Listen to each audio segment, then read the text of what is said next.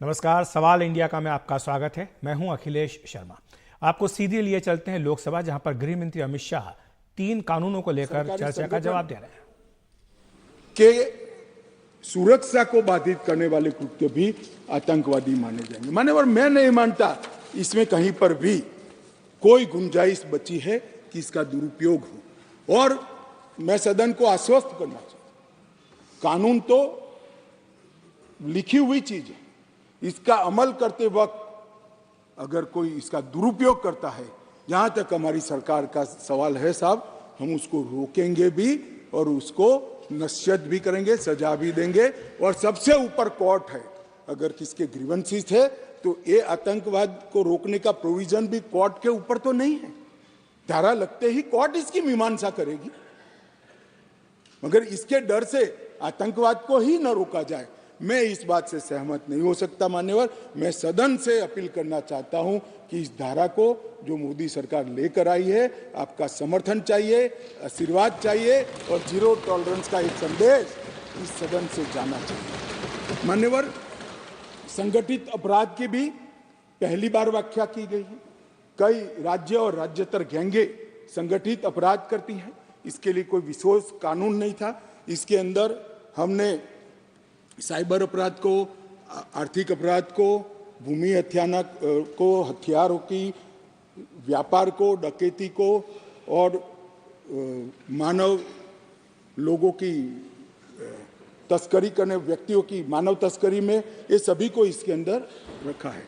आर्थिक अपराध की भी हमने व्याख्या की है। करेंसी नोट, बैंक नोट, सरकारी स्टैंप का कुटकरण, हवाला व्यवहार और बड़े पैमाने पर वित्तीय कपट और आर्थिक व्यवस्था को तोड़ने के सभी प्रयास, इसको भी आर्थिक अपराध की व्याख्या की तरह पहली बार लाने का काम नरेंद्र मोदी जी कर रहे हैं। और इससे मुझे लगता है कि न्यायपालिका का काम काफी सरल हो जाएगा। मान्यवर, एक मैं स्पष्टीकरण करना चाहता हूं कि गैर इरादतन हत्या जो थी, अकस्मात जिसको कहते हैं, इसमें हमने 2 हिस्से किए। अकस्मात तो किसी भी व्यक्ति से किसी भी स्थिति में हो सकता है। एक गाड़ी चलाता रहे एक व्यक्ति और रास्ते में कोई भी बेध्यान हुआ या कोई रश कर आ गया और अकस्मात हो गया। अकस्मात करने के बाद वो व्यक्ति स्वयं उसको पुलिस स्टेशन या तो हॉस्पिटल ले जाता है, तो इसके लिए कम सजा का प्रावधान किया है। और हिट एंड रन केस, मरता हुआ छोड़कर कोई भाग जाता है, तो इसके लिए हमने 10 साल की सजा का प्रावधान किया। और मैं मानता हूं कि इससे हिट एंड रन के केस में काफी कमी आएगी। पर ये करते करते जो डॉक्टरों की नेग्लिजेंसी से अगर किसी की मृत्यु आती है, तो वो भी गैर इरादतन हत्या में आ जाती है, इसकी भी सजा बढ़ गई। तो हमने इसको एक, मैं आज ऑफिशियल अमेंडमेंट लेकर आऊंगा, डॉक्टरों को इससे मुक्त कर दिया है। इंडियन मेडिकल एसोसिएशन ने मेरे सामने रजूआत करी थी, हमने इसको मुक्त करने का प्रावधान किया है। मान्यवर, मॉब लिंचिंग का नया प्रावधान हम लेकर आए हैं। नस्ल, जाति, समुदाय या किसी शंका के आधार पर एक टोला एकत्रित होकर किसी को मार देता है, तो उसमें मैक्सिमम फांसी तक की सजा की है। स्नैचिंग के लिए कोई कानून नहीं था, चैन स्नैचिंग होते थे, मोबाइल होते थे, और अलग अलग धाराओं में अंत में कानून के गैप का फायदा उठाकर वो छूट जाते हैं थे। स्नैचिंग के लिए भी हमने कानून लाया है। और मान्यवर, गंभीर चोट का जो कानून था, इसमें भी हमने 2 डिवीजन करे हैं। किसी के सर पर लाठी मार दी, इंजर्ड हुआ, तो उसको सजा तो होनी चाहिए, परंतु लाठी मारने के कारण वो ब्रेन डेड हो गया या अपाहिज हो गया, तो इसकी सजा इतनी नहीं होनी चाहिए। तो संपूर्ण अपाहिजता या तो ब्रेन डेड के केस में हमने 10 साल तक का कठोर दंड देने का प्रावधान किया है, इसको सेपरेट किया है। मान्यवर, गंभीर चोट का जो खंड 117 है, उसमें 10 साल की उम्र कैद का हमने प्रावधान किया है। इसके अलावा भी ढेर सारे बदलाव किए हैं। मान्यवर, मैंने प्रमुख बदलाव भी आपके सामने। अब मैं भारतीय नागरिक सुरक्षा संहिता की बात करूंगा। मान्यवर, इस देश में न्याय प्राप्त करने में सबसे बड़ी बाधा है तो गरीबों के लिए तो आर्थिक बाधा है, मगर हमारे संविधान ने इसकी योजना बनाई। गरीब से गरीब व्यक्ति को शासन के द्वारा वकील भी दिया जाता है, न्याय भी मिलता है, परंतु न्याय मिलता ही नहीं। कल ही मुझे माननीय रक्षा मंत्री में बिल पेश कर रहा था, बता रहे थे 2003 में कोई एक्सीडेंट हुआ था, इसका साक्षी का सेवन 2023 में कल ही माननीय रक्षा मंत्री जी के साथ आया है। सजा कब होगी वो तो अभी किसी को मालूम नहीं। माननीय सालों के सालों तक तारीख पे तारीख पढ़ते रहते हैं। पुलिस न्यायपालिका को दोषित करती है, सरकार पुलिस और न्यायपालिका दोनों को दोषी करते हैं, और पुलिस और न्यायपालिका बैठती है तो सरकार को दोषित करती है। सब एक दूसरे के पीछे कानून का सहारा लेकर। हमने इस कानून में ढेर सारी चीजों को हमने स्पष्ट कर दिया। मैं इसको बहुत बारीकी से बताना चाहता हूं मान्यवर, क्योंकि ये समझना कानून बनाने वालों के लिए बहुत महत्वपूर्ण है। मान्यवर, पुलिस द्वारा दंडित कार्यवाही सीआरपीसी में कोई समय निर्धारित नहीं। आप एक कंप्लेन देते हो, इसका संज्ञान वो 10 साल के बाद भी ले सकते हैं। अब 3 दिनों के अंदर ही एफआईआर दर्ज करनी होगी अगर प्राथमिक जांच होगी, इसको कंपलसरी कर दिया। और 3 से 7 साल की सजा के मामले में 14 दिनों के अंदर प्रारंभिक जांच, आरोप सही है या गलत है, इसका प्रारंभिक जांच देकर एफआईआर करनी पड़ेगी। तो ज्यादा से ज्यादा आप 14 दिन तक प्रारंभिक जांच कर सकते हो, और छोटी सजा है तो 3 दिन के अंदर ही एफआईआर रजिस्टर करनी पड़ेगी। सबसे पहली न्याय में समय की कटौती यहां होगी। अब जांच रिपोर्ट जो जिला मजिस्ट्रेट को भेजना है, इसके लिए भी कोई समय के प्रावधान नहीं था, एफआईआर कर दिया। अब 24 घंटे में तलाशी रिपोर्ट के बाद 24 घंटे में उसको न्यायालय के सामने रख दिया जाएगा, आप उस पर बैठ नहीं सकते हो। मेडिकल प्रैक्टिशनर और चिकित्सा जांच की रिपोर्ट, मेडिकल हुआ, कोई समय मर्यादा नहीं। जब उसकी आत्मा कहेगी, जब उनको समय होगा, सारी परेशानियों से वो मुक्त होगा जाए, तब देंगे।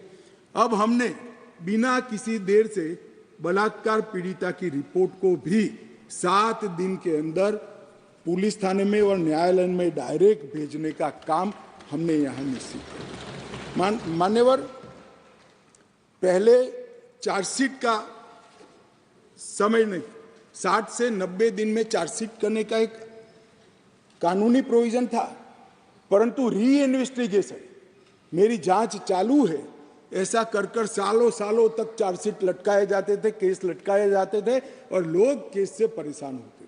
हमने कह दिया कि 60 से 90 दिन का जो समय था वो तो रहेगा, और 90 दिन के बाद और 90 दिन तक ही फर्दर इन्वेस्टिगेशन कर पाओगे। अगर 90 दिन के बाद फर्दर इन्वेस्टिगेशन करना है तो कोर्ट से ऑर्डर लेना पड़ेगा।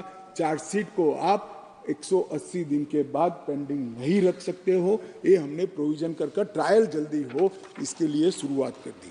मान्यवर, इसके बाद मैजिस्ट्रेट के समय कब कार्यवाही शुरू होगी, मैजिस्ट्रेट के समय समक्ष, इसकी भी समय मर्यादा थी। अब मैजिस्ट्रेट साहब के साथ हमने बाध्य कर दिया है कि 14 दिनों के अंदर इसका संज्ञान आपको लेना ही पड़ेगा और कार्यवाही चालू, इसको लटका नहीं सकते। तो जो हमारे यहाँ बहुत सारी फरियाद आती है, सच्चा झूठा भगवान जाने, 12 बजे तक कोर्ट चलती है, 12 बजे के बाद कुछ नहीं चलता है। अब अगर 14 दिनों में, तो आप सुन रहे गृह मंत्री अमित शाह को, जो लोकसभा में इस समय आईपीसी, सीआरपीसी और भारतीय साक्ष्य अधिनियम के स्थान की जगह जो लेने के लिए 3 नए कानून लाए जा रहे हैं, उन पर हुई चर्चा का जवाब दे रहे हैं।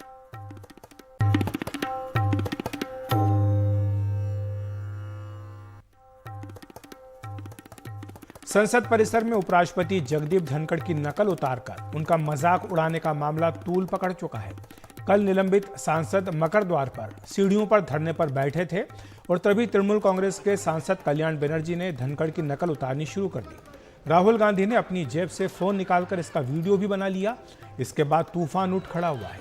उपराष्ट्रपति के इस अपमान के विरोध में संसद से सड़क तक तीखा आक्रोश देखने को मिल रहा है। जहां लोकसभा अध्यक्ष ओम बिरला उनसे मिलने पहुंचे, वहीं पीएम मोदी ने भी उपराष्ट्रपति को फोन किया। पीएम मोदी ने इस मिमिक्री पर गहरा दुख जताया। उन्होंने कहा कि 20 साल से मेरा भी इसी तरह अपमान किया जा रहा है और अब भी अपमान हो रहा है।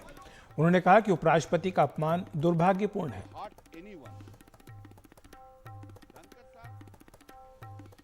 और उपराष्ट्रपति ने पीएम मोदी से बात करने के बाद सोशल मीडिया प्लेटफॉर्म एक्स पर एक पोस्ट में लिखा कि प्रधानमंत्री श्री नरेंद्र मोदी जी का फोन आया और उन्होंने कल संसद के पवित्र परिसर में कुछ माननीय सांसदों द्वारा प्रदर्शित की गई अपमानजनक नाटकी पर अत्यंत दुख व्यक्त किया। उन्होंने मुझे बताया कि वो पिछले 20 वर्षों से इसी तरह का अपमान सहते आ रहे हैं, लेकिन देश के उपराष्ट्रपति जैसे संवैधानिक पद के साथ और वह भी संसद में ऐसा होना दुर्भाग्यपूर्ण है। मैंने प्रधानमंत्री से कहा कि कुछ लोगों की बेतुकी हरकतें मुझे मेरा कर्तव्य निभाने और हमारे संविधान में निहित सिद्धांतों का सम्मान करने से नहीं रोक सकती है। मैं संवैधानिक मूल्यों के प्रति प्रतिबद्ध हूं और इस प्रकार के अपमान मुझे अपने मार्ग से विचलित नहीं कर सकते।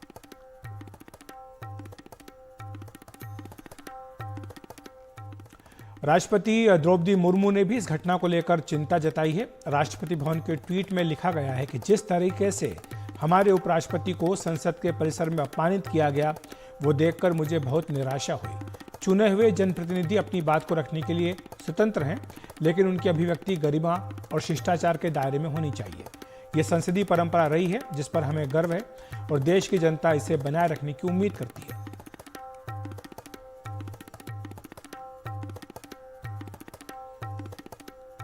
और बीजेपी और उसके सहयोगी दलों के सांसदों ने राज्यसभा में आज ये मुद्दा उठाया। एनडीए के सांसदों ने सदन में खड़े रहकर उपराष्ट्रपति और सदन के सभापति के प्रति अपना सम्मान जाहिर किया। संसदीय कार्य मंत्री प्रहलाद जोशी ने कहा कि राहुल गांधी ने सभापति के पद का अपमान किया है। उपराष्ट्रपति ने आज राज्यसभा में कहा कि मैं किसान का बेटा हूं, इस तरह के अपमान का मुझ पर कोई असर नहीं होता। बड़े-बड़े लोग इसका खंडन किया है सर, हम भी इसका घोर निंदा करते हैं सर। और ये जो व्यवहार इन लोगों ने किया है, इनका मेरी बात, मेरी पीड़ा नहीं सुनना चाहते। आप कहते हो 138 साल पुरानी पार्टी हो, क्या हुआ है? आपको सब पता है। आपकी चुप्पी मेरे कानों में गूंज रही है। खड़गे जी की चुप्पी मेरे कानों में गूंज रही है। वो लीडर ऑफ अपोजिशन है, कांग्रेस के अध्यक्ष हैं, सबको पता है क्या कुछ हो रहा है।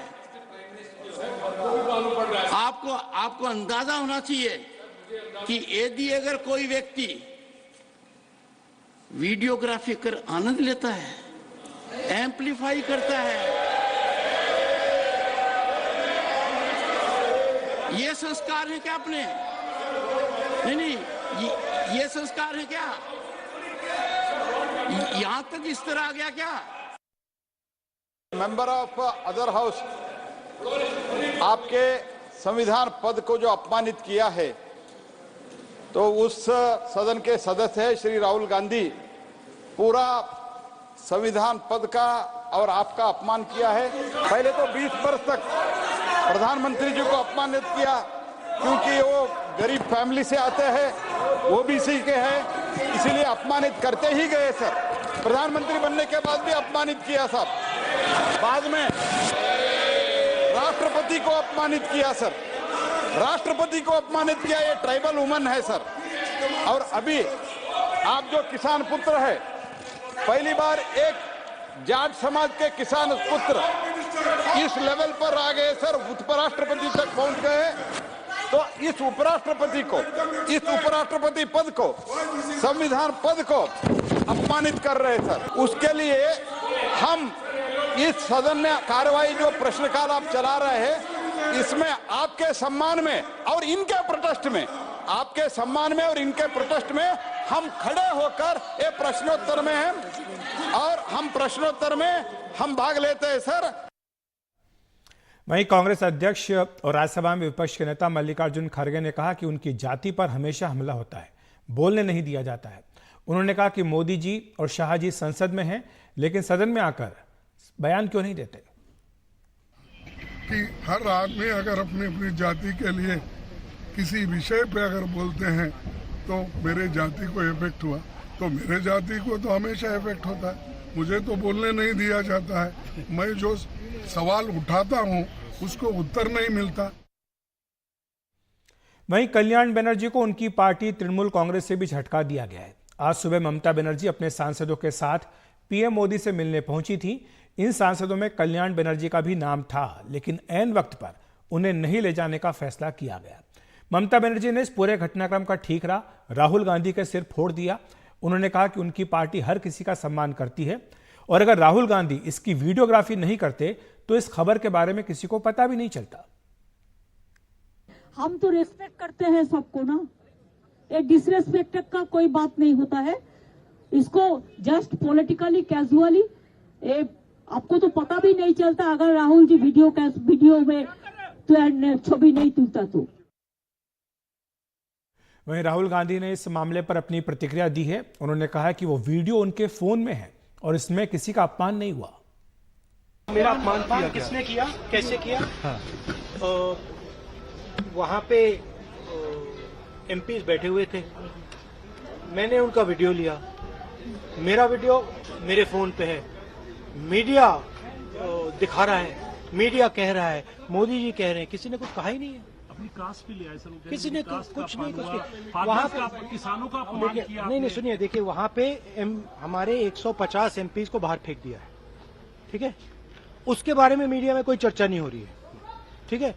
उनको आपने पार्लियामेंट से बाहर उठा के फेंक दिया, उसकी कोई चर्चा नहीं हो रही है।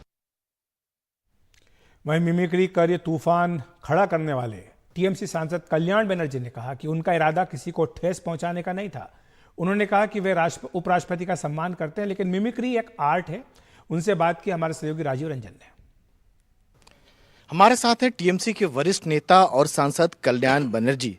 जिस तरह से मकर द्वार पर संसद भवन में आपने मिमिक्री की, पूरे देश भर में चर्चा उसकी हो रही है और खासतौर से बीजेपी बहुत ज्यादा हमलावर है। देखिए, 130 एमपी को सस्पेंड किया है। जिस तरीका से देश का पार्लियामेंट में कोई प्रेसिडेंट नहीं है अभी तक, ये मॉकरी ऑफ डेमोक्रेसी हो गया। तो इसलिए हम लोग प्रोटेस्ट कर रहे थे। हम तो लोकसभा का मेंबर हैं, राज्यसभा का चेयरमैन साहब क्या करते हैं हम नहीं जानते हैं। हम भी वो राज्यसभा टीवी भी नहीं देखते हैं, हम जानते नहीं हैं क्या करते हैं नहीं करते हैं। एक मिमिक्री किया है तो उन्होंने उनका शोल्डर में ले लिया, उनका आघात हो गया, उन्होंने बोल रहे हैं। तो हम तो नहीं जानते हैं उन्होंने इस तरीक़े से करते हैं, हम हाउस चलाते हो तो हम नहीं जानते हैं। मिमिक्री एक तो आर्ट है। Mimicry prime minister Narendra Modi ji ने भी किया था। आज वो वीडियो भी चल रहा है, जयराम रमेश जी ने वो वीडियो एक सैंडल में पोस्ट किया है। देखिए, जगदीप धनखड़ जी, ऑनरेबल वाइस प्रेसिडेंट, हम लोग का प्रोफेशन का हमारा से सीनियर है, हमारा रिस्पेक्ट है उनका। उन्होंने गवर्नर था, हमारा रिस्पेक्ट है। कुछ कुछ इशू में मेरा डिसेंट भी था, वो अलग बात है। अभी ऑनरेबल वाइस प्रेसिडेंट, हमारा रिस्पेक्ट भी उनका पास, उनको रिस्पेक्ट हम करते हैं, किया था, करते हैं, करूँगा भी। और जब वाइस प्रेसिडेंट नहीं भी रहेंगे तो सीनियर एडवोकेट भी तो रहेंगे ना, तो उसको हम रिस्पेक्ट रहेंगे उनका। उन्होंने किसी इशू पे, ये हमारा कोई इंटेंशन नहीं था उनको हार्ट करने के लिए, आघात देने के लिए, हमारा कोई इशू, कोई इच्छा नहीं थे। वो कह रहे हैं कि उनका आपने अपमान किया है, सदन में कहें, और ईश्वर आपको सद्बुद्धि दें। देखिए, अपमान तो हम नहीं किया है, हम अपमान नहीं किया है। अपमान उन्होंने समझता है, ये तो मेरा आश्चर्य है। तो मिमिक्री इज एन आर्ट। प्रधानमंत्री जी 16 लोकसभा में मिमिक्री किया था। दादा, कि एक अंतिम सवाल है कि सब अब मांग कर रहे हैं, प्रहलाद जोशी भी कह चुके हैं कि आपको जो है सत्ता पक्ष कर चुके, आपको इसके एक्ट के लिए माफी मांगनी चाहिए, माफी की मांग। हम तो बोला है, हम किसी को हर्ट करना नहीं चाहता है। मेरा इंटेंशन कभी नहीं था किसी को हर्ट करने के लिए। हम तो जगदीप धनखड़ जी कैसे चलाता है हाउस वो भी नहीं जानते हैं, यही काफ़ी है। लेकिन वो जो कह रहे हैं माफी की, तो ये थे टीएमसी के वरिष्ठ सांसद कल्याण बनर्जी जो कह रहे हैं कि इनका इंटेंशन ऐसा कुछ नहीं था। नई दिल्ली से कैमरामैन मुरसलीन के साथ राजीव रंजन, एनडीटीवी इंडिया। वहीं उपराष्ट्रपति जगदीप धनखड़ के अपमान के विरोध में संसद से सड़क तक विरोध प्रदर्शन हो रहा है। बीजेपी किसान मोर्चा कल पूरे देश में हर जिले में विरोध प्रदर्शन करेगा। वहीं बीजेपी की महिला सांसदों ने संसद भवन में गांधी प्रतिमा के सामने प्रदर्शन किया। बीजेपी की महिला सांसद संसद भवन परिसर में गांधी प्रतिमा के सामने प्रदर्शन कर रही हैं और ये साथ में लिखा हुआ है कि उपराष्ट्रपति जी का अपमान नहीं सहेगा हिंदुस्तान। लॉकेट जी, देखिए, जैसे तरीके से उन्होंने कल कल्याण बंदोपाध्याय तृणमूल सांसद ने जो मिमिक्री किया है, ये देश का अपमान है। अधीर चौधरी जी ने राष्ट्रपति का अपमान किया था, द्रौपदी मुर्मू जी को अपमान किया था। अभी तृणमूल का सांसद उपराष्ट्रपति का अपमान कर रहा है। तृणमूल का मुख्यमंत्री अभी चुप है, अभी वो दिल्ली में है। क्यों अभी साइलेंट है? इसके ऊपर विचार होना चाहिए। देश का सामने क्या मैसेज जा रहा है कि प्रधानमंत्री जी को, स्वराष्ट्र मंत्री को राष्ट्रपति। बीजेपी के सांसद लगातार प्रदर्शन कर रहे हैं। मैडम एक चीज बताइए, जो आप लोग प्रदर्शन कर रहे हैं उनका ये कहना था कि उनका ये इंटेंशन नहीं था कल्याण बनर्जी का।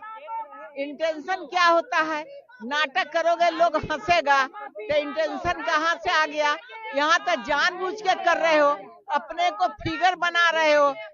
जानते हो कि बड़ा हम अच्छे आदमी हो गए, किसी को अपमानित करके तो अच्छे नहीं बने, सबसे गिरते जा रहे हो नीचे और जनता को सब समझ में आ रही है। बीजेपी की तमाम महिला सांसद यहाँ पर प्रदर्शन कर रही हैं और इनका कहना है कि संविधान का अपमान जो है किसी भी सूरत हाल में जो हिंदुस्तान बर्दाश्त नहीं करेगा। तमाम जितनी सांसद है, महिला सांसद जो है, हालांकि कल्याण बनर्जी का ये कहना है कि उन्होंने ऐसा कोई इंटेंशन के साथ नहीं किया था और उनकी ऐसी कोई मंशा नहीं थी। वो तो वे देखे भी नहीं थी कि राज्यसभा में चेयरमैन जो है किस तरह अपनी बात कहते हैं, क्या कहते हैं, और उनके बारे में जो कुछ कहा जा रहा है वो सही नहीं कहा जा रहा है और जानबूझकर राजनीति हो रही। कुछ और महिला सांसदों से बात करने का कोशिश करते हैं कि आखिर उनका ये क्या कहना है। संकुला जी, जो आप लोग प्रदर्शन कर रही हैं, उनका कल्याण बनर्जी का ये कहना है कि उनका कोई ऐसा इंटेंशन नहीं था। देखिए, विपक्ष को इस वक्त हमें लगता है कोई मुद्दा नहीं है, तो उसने संविधान पर ही हमला बोल लिया। उपराष्ट्रपति संवैधानिक पद है और संवैधानिक पद की मिमिक्री करना बहुत ही दुर्भाग्यपूर्ण बात है। विपक्ष को माफी मांगना चाहिए आकर के, ना कि उसको अपने सपोर्ट में लेना चाहिए। सुनीता जी, सारी महिला सांसद जो आप लोग बीजेपी की यहाँ पर आई हुई हैं, ऐसा क्यों? देखिए, ऐसा है कि जिस तरह से आप लोगों ने देखा होगा कि कल कल्याण बनर्जी जी जो हमारे सांसद भी हैं, उन्होंने जो है जिस तरह से हमारे संसद के परिसर के अंदर ही एक मिमिक्री की, हमारे आदरणीय जो उपराष्ट्रपति जी हैं उनकी मिमिक्री की, उनके और मजाक उनका उड़ाया, तो हम सब उसके प्रोटेस्ट के लिए यहाँ पर उपस्थित हुए हैं। क्योंकि ये उनकी गरिमा को तार-तार, जिस तरह से उपराष्ट्रपति जी की गरिमा को तार-तार करने का काम जो उन्होंने किया है, इसको जनता भली भांति देख रही है और इसका क्यों सारी महिलाएं सांसद हैं? देखिए, क्योंकि महिलाएं सांसद जो हैं, हम लोगों की भी तो संवेदनाएं हैं। क्या उपराष्ट्रपति जी हम लोगों के नहीं है? उपराष्ट्रपति जी का जो सम्मान है वो हमारे आदरणीय जगदीप धनखड़ जी का अपमान नहीं है, वो जिस पद पर आसीन है उस पद का ये अपमान है। तो ये मर्यादा, ये गरिमा, इन सबको तार तार करके रख दिया कल उन्होंने, और मुझे लगता है कि इसका मुंहतोड़ जवाब जो है वो जनता उनको देगी। तो बीजेपी की जितनी महिला सांसद हैं वो बाकायदा मुंहतोड़ जवाब दे रही है और उनका ये कहना है कि कल्याण बनर्जी को माफी मांगना पड़ेगा और संविधान का जो अपमान कर रहे हैं ये बर्दाश्त नहीं किया जाएगा। संसद भवन से राजीव रंजन, एनडीटीवी इंडिया। वहीं दिल्ली में जाट समुदाय से जुड़े काफी लोगों ने आज उपराष्ट्रपति के अपमान के खिलाफ कांग्रेस दफ्तर की ओर मार्च किया। उनके हाथ में बैनर थे और वो विपक्ष के खिलाफ नारेबाजी कर रहे थे। प्रदर्शनकारियों में केंद्रीय मंत्री संजीव बालियान भी शामिल थे।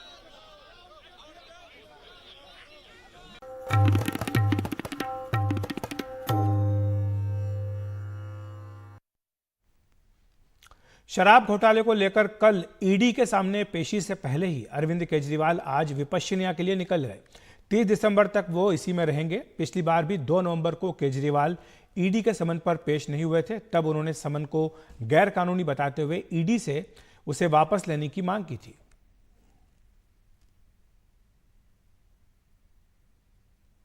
दिल्ली के मुख्यमंत्री अरविंद केजरीवाल विपश्यना के लिए निकल गए हैं। अरविंद केजरीवाल को मंगलवार 19 दिसंबर को ही विपश्यना के लिए निकलना था, लेकिन इंडिया गठबंधन की बैठक में समय ज्यादा लग गया, देर हो गई, जिसकी वजह से वो अब 20 दिसंबर बुधवार को विपश्यना के लिए निकले हैं। अरविंद केजरीवाल 30 दिसंबर तक विपश्यना में ही रहेंगे। इसका मतलब यह भी निकाला जा रहा है कि पूरी संभावना है कि अरविंद केजरीवाल, ईडी ने जो उनको समन भेजा हुआ है, दूसरा समन भेजा है, और 21 दिसंबर यानी कि गुरुवार 21 दिसंबर को दिल्ली शराब नीति मामले में पूछताछ के लिए बुलाया है, तो पूरी संभावना है कि अरविंद केजरीवाल ईडी के सामने पेश नहीं होंगे। संभावना ये व्यक्त की जा रही है, ये समझा जा रहा है कि अरविंद केजरीवाल ईडी के नोटिस का जवाब देंगे। तो अब देखेंगे कि ये जवाब अरविंद केजरीवाल कब तक देते हैं और क्या जवाब वो ईडी को देते हैं। यह भी सवाल है कि अगर अरविंद केजरीवाल अब नहीं जा रहे हैं, क्योंकि यह बहुत ही असंभव सा लगता है या बहुत अनलाइकली लगता है कि अरविंद केजरीवाल 20 दिसंबर को कहीं जाएं और फिर 21 दिसंबर को जो है ईडी के सामने पेश होने के लिए आ जाएं, ये बहुत अनलाइकली लगता है। इस वजह से ये पूरी संभावना है कि अरविंद केजरीवाल ईडी के सामने पेश नहीं होंगे। तो क्या हो सकता है आगे?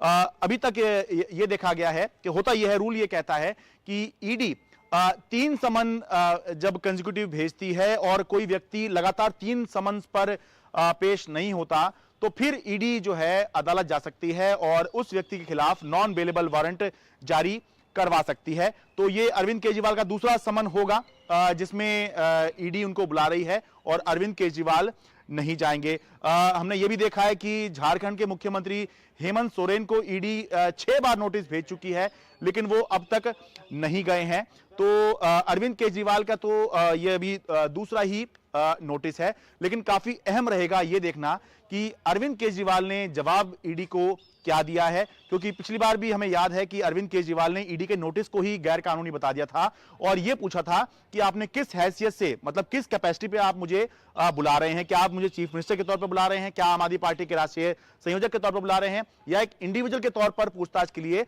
बुला रहे हैं। और आरोप भी लगाए थे कि क्या ये बीजेपी के साथ मिलकर ये सब किया जा रहा है, क्योंकि दिन में जो बीजेपी के नेता हैं वो ये कह रहे थे कि अरविंद केजरीवाल इस मामले में गिरफ्तार होंगे, और शाम को ही जो अक्टूबर का महीना था, 30 अक्टूबर का दिन था जिस दिन मनीष सिसोदिया की जमानत अर्जी सुप्रीम कोर्ट में खारिज हुई थी, तो उसी दिन शाम को ही ईडी का नोटिस आ गया था। तो अरविंद केजरीवाल ने पिछले नोटिस पर सवाल उठाए थे, तो इस बार भी नजर इस बात पर रहेगी कि अरविंद केजरीवाल ईडी के नोटिस पर क्या जवाब देते हैं। दिल्ली से मैं शरद शर्मा, एनडीटीवी इंडिया।